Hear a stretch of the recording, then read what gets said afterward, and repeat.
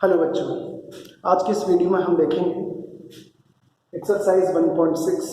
वैसे 1.6 में जो टॉपिक है उस टॉपिक को हटा दिया गया है, लेकिन बेसिक जानकारी के लिए मैं तुम लोगों को एक बार इसकी जानकारी दे देता हूँ।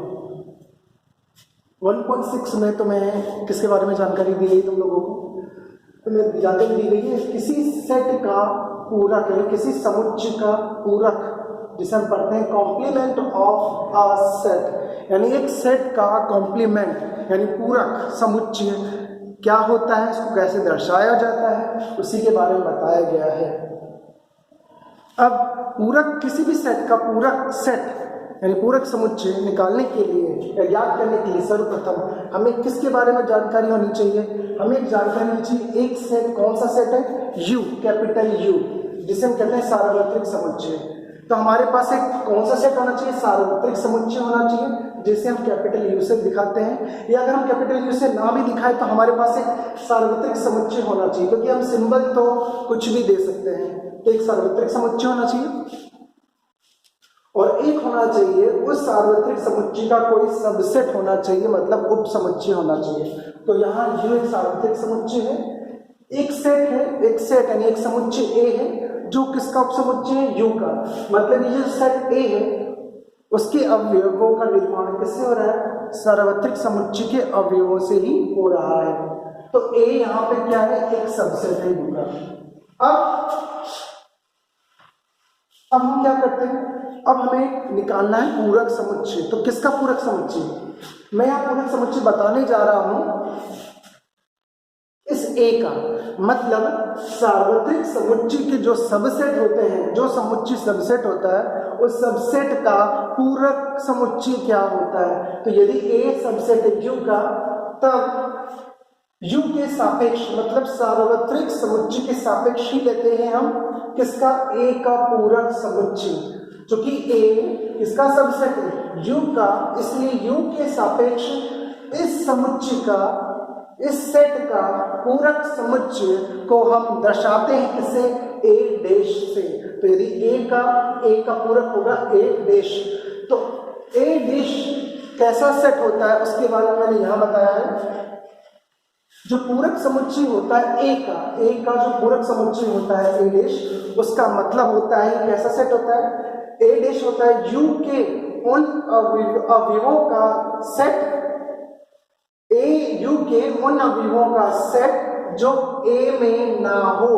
मतलब जो ए डैश होता है, मतलब ए का पूरक समुच्चय जो होता है ए डैश उन यू के उन अवयवों का सेट होता है जो अवयव किसमें नहीं होने चाहिए? ए में नहीं होने चाहिए।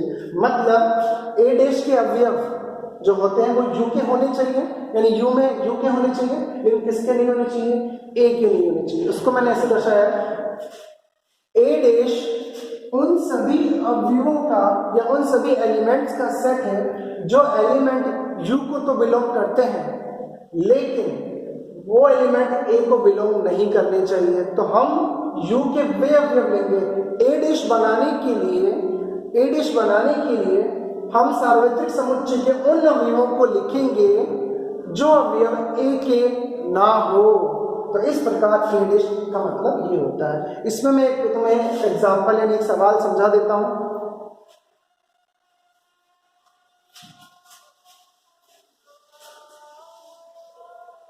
जैसे मैंने यहां पे यू ले लिया है सार्वत्रिक समुच्चय,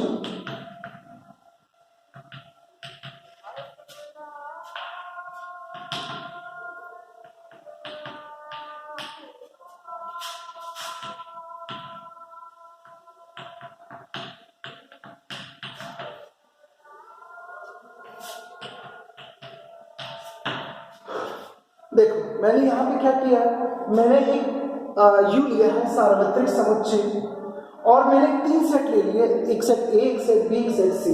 तुम देख रहे हो कि सेट ए में एलिमेंट है 1 2 3 जो यू के अंदर भी है, बी के जो तीनों एलिमेंट है 3 4 5 वो इसमें भी है, और सी के जो तीनों एलिमेंट है 5 6 9 वो यू में है। मतलब हम कह सकते हैं कि ए यू का सबसेट है, बी भी यू का सबसेट है और सी भी यू का क्या है? सबसेट है। तो इस प्रकार तीनों के तीनों सेट U के सबसेट यानी उप समुच्चय है, इसीलिए हम A डैश फाइंड आउट कर सकते हैं, B डैश फाइंड आउट कर सकते हैं और C डैश फाइंड आउट कर सकते हैं। यानी किसी भी से समुच्चय का अगर पूरक समुच्चय फाइंड आउट करना है यानी ज्ञात करना है, उसके लिए सबसे इंपॉर्टेंट नियम क्या है, जो समुच्चय का हम पूरक ज्ञात करना चाह रहे हैं, जिस समुच्चय का हम पूरक ज्ञात करना चाह रहे हैं वो समुच्चय सबसेट होना चाहिए यानी उप समुच्चय होना चाहिए सार्वत्रिक समुच्चय का। तो हम चूंकि A सबसेट है U का, B भी U का, C भी U का सबसेट है, इसलिए हम तीनों सेट का यानी A B C का क्या निकाल सकते हैं, पूरक निकाल सकते हैं, जैसे A डैश B डैश और C डैश। अब मैं यहाँ तुम्हें सीधा बताना चाह रहा हूं कि जो A डैश होगा यानी पूरक समुच्चय, A का पूरक समुच्चय, उसका हमने क्या मतलब बताया था, मैंने A डैश का मतलब बताया था, A डैश का मतलब U के वे एलिमेंट, U के यानी सार्वत्रिक समुच्चय के वे एलिमेंट जो A में ना हो। A में कौन से एलिमेंट है, 1 2 3, तो मुझे A डैश में किसके एलिमेंट लिखने हैं, मुझे A डैश में U के एलिमेंट लिखने हैं, किसके एलिमेंट, U के एलिमेंट लिखने हैं। तो मैं U के लिखना चालू करता हूँ, U यानी सार्वत्रिक समुच्चय का एलिमेंट 1 है, तो मैं 1 इसलिए नहीं लिख सकता क्योंकि वो 1 किसमें है, A में, तो हमें U के वही अवयव लिखने हैं जो A में ना हो। तो A में 1 2 3 है तो 1 2 3, तो A डैश के अंदर में 1 2 3 नहीं लिखूंगा क्योंकि वो किसके अंदर है, A के अंदर है, तो बाकी जो भी बचे हैं वो किस में आएगा, A डैश में आएगा। तो मतलब यहाँ पे आएगा 4 5 6 7 8 9, तो A डैश में A की ये 3 अवयव 1 2 3 नहीं लिखा जाएगा, बाकी जो एलिमेंट बच रहे U के वो लिख दिए जाएंगे। इसी प्रकार हम B डैश फाइंड आउट कर सकते हैं। B डैश मतलब B का अगर मुझे पूरक ज्ञात करना है, हम देखेंगे कि B के क्या एलिमेंट है, 3 4 5। B डैश लिखने के लिए हम U में देखेंगे कि U 1 से लेकर 9 तक, 1 से लेकर 9 तक एलिमेंट है, तो हमें सभी लिखने नहीं, B के ये अवयव नहीं लिखने 3 4 5, तो हम काटेंगे किसको, 3 4 5, ये 3 एलिमेंट नहीं लिखा जाएगा किसमें, B डैश में, क्योंकि वो B के एलिमेंट है। तो B डैश U के वे अवयव है जो B में ना हो, तो हम लिखेंगे 1 2, हम 3 4 5 क्यों नहीं लिखेंगे, क्योंकि वो B के अंदर है, तो B डैश में B नहीं आएगा, बाकी U आ जाएगा, तो हम लिखेंगे यहाँ से 6 7 8 9। इस प्रकार तुम C डैश भी फाइंड आउट कर सकते हो। तो इस प्रकार किसी भी सेट का पूरक यानी कॉम्प्लीमेंट फाइंड आउट करने के लिए हमें उस सेट में वो अवयव लिखने हैं जो U के तो होने चाहिए यानी U में होने चाहिए, लेकिन वो किसके अवयव नहीं हो, A के अवयव। तो यानी हम A के अवयवों को कैंसिल करते हुए जो अवयव बचेंगे वो अवयव लिख देंगे। हम इसको एक तरीके से हम इसका फॉर्मूला बना सकते हैं, क्या बना सकते हैं, फॉर्मूला। कैसे हम फॉर्मूला बना सकते हैं इसका, किस तरीके से देखते हैं, तो यदि हम A डैश ज्ञात करना चाहते हैं तो इसका मैंने मतलब बताया था,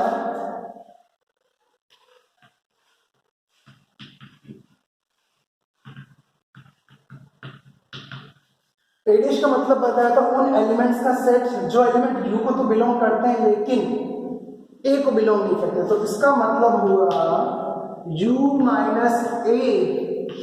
तो इस प्रकार अब U माइनस A को क्या बोला जाता है, मैंने तुम्हें डिफरेंस बताया था कि दो सेट का डिफरेंस अंतर क्या होता है। हम U माइनस A को क्या पढ़ेंगे समझना, A डैश का फॉर्मूला मैंने बनाया है U माइनस A, और U माइनस A का मतलब बताया था U माइनस A में कैसे अवयव आते हैं, केवल U के अवयव, यानी तो U माइनस A का मतलब हुआ U के अवयव लेकिन A के अवयव नहीं। तो इस सेट में केवल किसके अवयव लिखे जाएंगे, U के, लेकिन A के अवयव नहीं लिखे जाएंगे। तो A डैश का मतलब वही होता है U के अवयव लेकिन A के अवयव नहीं। तो इस प्रकार हमने पूरक को डिफरेंस के रूप में दिखाया है U माइनस A के रूप में। तो ये फॉर्मूला है, इसी फॉर्मूले से हम क्या करेंगे, इसी फॉर्मूले से हम पूरक यानी कॉम्प्लीमेंट फाइंड आउट करेंगे। ओके, जैसे मैंने ले लिया हमें सवाल U, मैंने इस प्रकार से ले लिया हमें ए बी सी डी ई और एक सेट ले लिया मैंने यहाँ ले लिया U A B C D E और ए है बी सी। अब तुम देख पा रहे हो कि यहाँ बी सी ए के अवयव इसमें आ रहे हैं, यानी ए इसका सबसेट हुआ यू का, ए यू का सबसेट हुआ, इसीलिए हम इस सेट का कॉम्प्लीमेंट यानी डैश याद कर सकते हैं। ए डैश यू माइनस ए, ये वाला फॉर्मूला लगाएंगे तो हम क्या करेंगे यू माइनस ए। अब तुम जान लो कि यू माइनस ए करने पे क्या होता है, जब हम u माइनस ए करेंगे तो हम क्या कर देंगे, u माइनस ए में जो सेम एलिमेंट होते हैं वो हम नहीं लिखते, तो हम जब u माइनस ए करेंगे तो हम देखेंगे जो सेम एलिमेंट है वो हम नहीं लिखेंगे और केवल किसके एलिमेंट लिखेंगे, u के एलिमेंट लिखेंगे जो बच गए हैं a d e, तो इसमें आ जाएगा a d और e। तो इस प्रकार से हमने कॉम्प्लीमेंट ज्ञात कर दिया है। अब आगे हम पूरक समुच्चय पर कुछ प्रॉपर्टी देख लेते हैं जिसे तुम लोगों को याद करना है।